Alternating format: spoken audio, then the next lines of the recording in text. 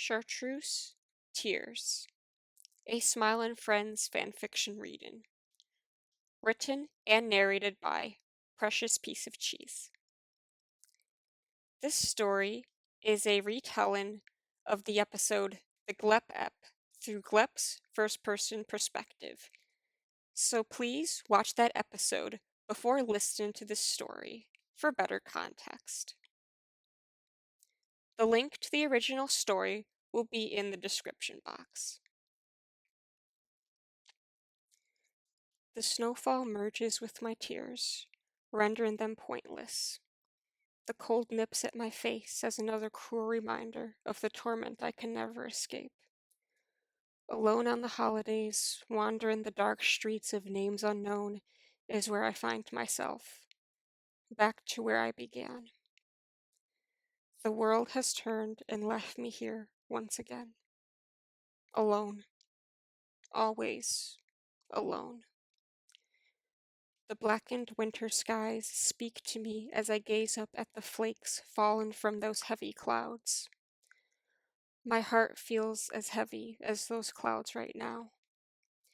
Even though I ended up in the place I began, it weighs deeper on me than ever before because I had something to lose, and I lost it. My everything. Just when I was comfortable in my existence, something pulled it out from under my feet. My friends, my wife, my job, all of it gone with the wind. I fight back tears once more. I thought I had it all. I genuinely did. I lost my people. I thought I was part of something special, but I am exiled once more. Why me? Why do I always end up this way? Am I not deserving? I find myself at a bar, spilling my guts to someone who cares to listen. Anyone being genuinely interested in something I have to say is rare, so I jump. With nothing left to lose or prove, I don't stop myself from performing a confessional. As I recount the critical events of my life, I am reacquainted with the horrors of my existence. Why did I always end up in the wrong place at the wrong time? Why was I responsible for so much death not at my own hand? Why am I still alive? I stop, staring at the wood paneling behind the bartender whose face I won't remember. Why am I still alive? I should have been dead centuries ago at the hands of a Roman emperor or a witch hunter, so why am I here right now? Do I even deserve to be alive? I've ended so many lives and caused countless suffering, and for what? Because I'm cursed? It sure feels like I am. As much as I wish to take the full breadth of blame and accountability for all of the atrocities I've created, I just can't. It's not my fault, even if I feel like it is. It is, and it isn't, which eats me alive every waking moment. I wish to take the plunge of shame or the resurrection of innocence, but I am forced in the purgatory of my own mind. I think for a brief moment that I have found another outlet of community within the individuals who care to lend an ear to my tales. But I am thrown back to the wolves once again with the simple dismissal of, I think you should leave. Of course, it ends up this way. How foolish to think I can get that feeling again.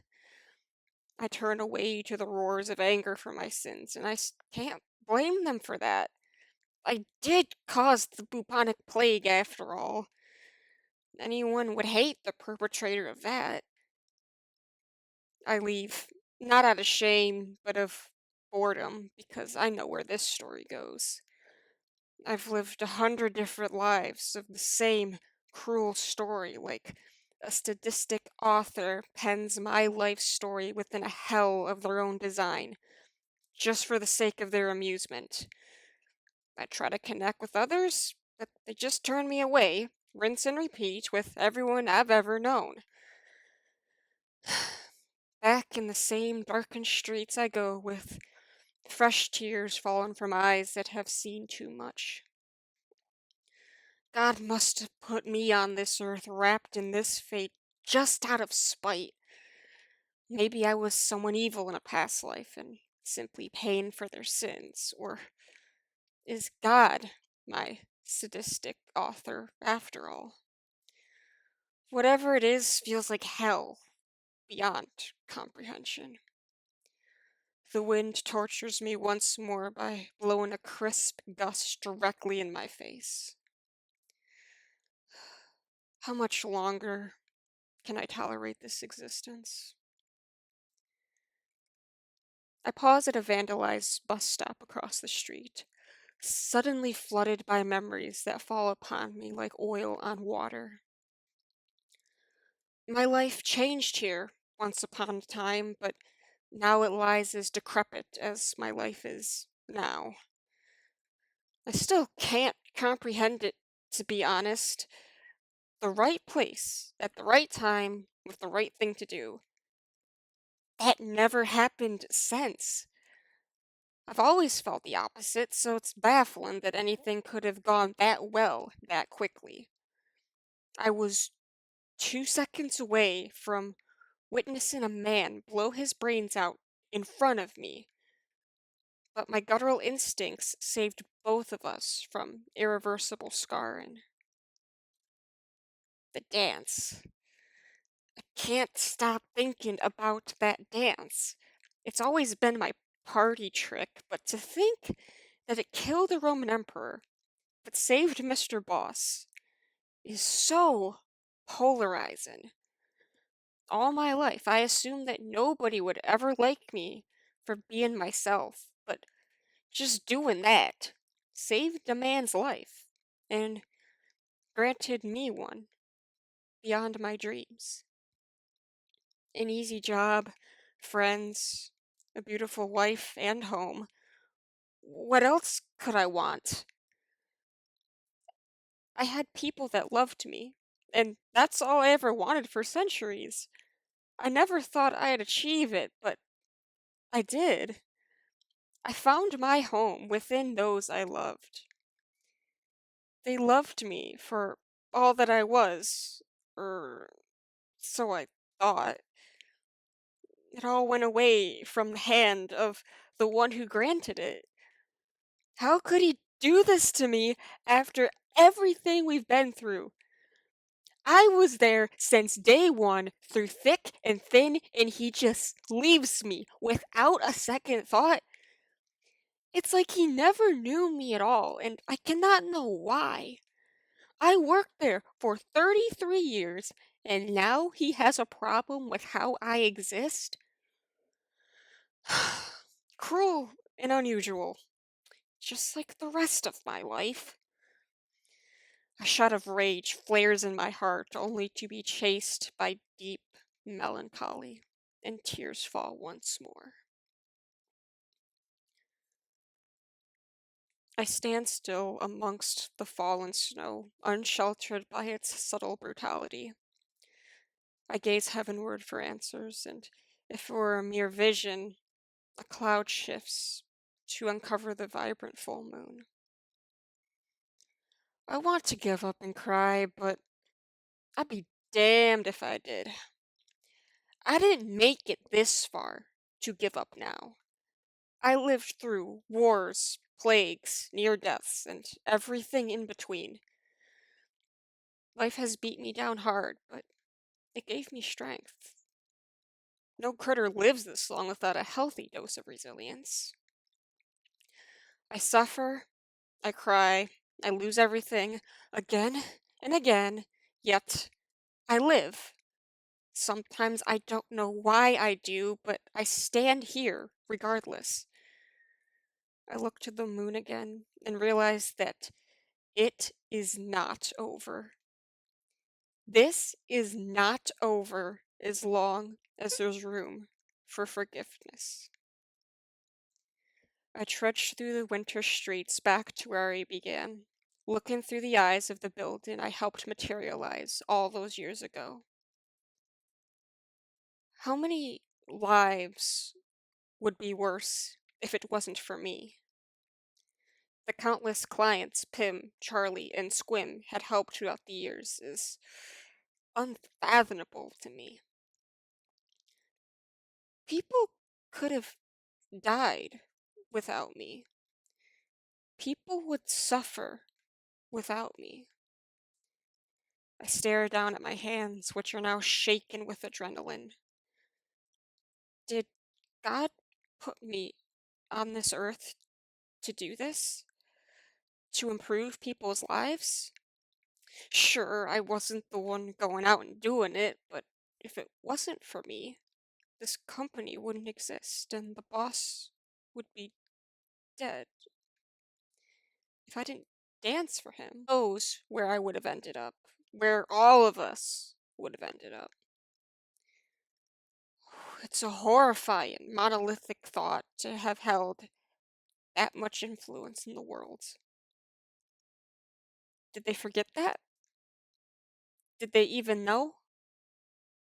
I look up at the building again, reminding myself of what to do. To forgive. I need a second chance. Even if it means apologizing for crimes I didn't commit. I'd do anything to win their love back. I need these people more than I need air to breathe, and I am not going down without trying. I enter the building without further thought, and what I see inside solidifies my beliefs in a more horrifying fashion than I expected. Shambles. Pure shambles. Alan is screaming, Pim is on the ceiling, Charlie might be dead, and Mr. Boss looks like he should already be dead. I know this place needs me, but holy shit, it hasn't even been a day. I lock eyes with Mr. Boss, fully bracing myself for the onslaught of hatred from before. But forgiveness takes its place. I stare in shock as he confesses his errors, but also profusely relieved that my life as I knew it wasn't over. I bow my head in shame, professing an apology out of empathy, but he assures me not to worry. So I breathe out the final drag of relief I need to feel at home again. I am back where I belong, home at the dinner table with the forgiveness of my friends and wife keeping me warm on a harsh winter's night. The usual chaos comforts me for once, feeling the return of an absence that was deeply felt. I observe everyone silently, feeling so blessed that I can exist here right now. I roamed this earth for centuries without a home to find solace in, but here I am. A stray tear escapes my eye for the final time, only out of joy rather than despair. Perhaps my existence isn't cursed after all, if I am rewarded with the beauty of belonging.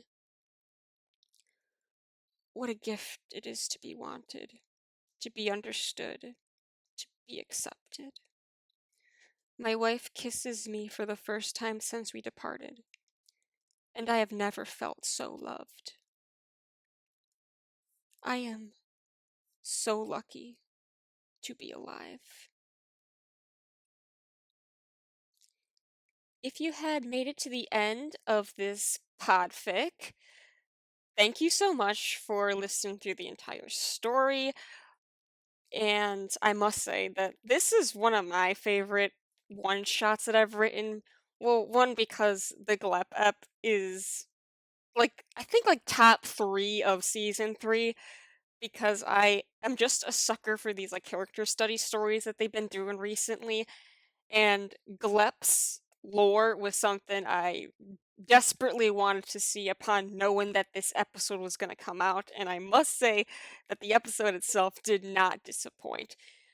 And this whole like theme of Glep feeling like alienated from other people, even though he's been alive for so long, it just gave me so much room and ideas to like really dig into it in a story like this, because angst and character studies are like my favorite things to write about. So this was so much fun.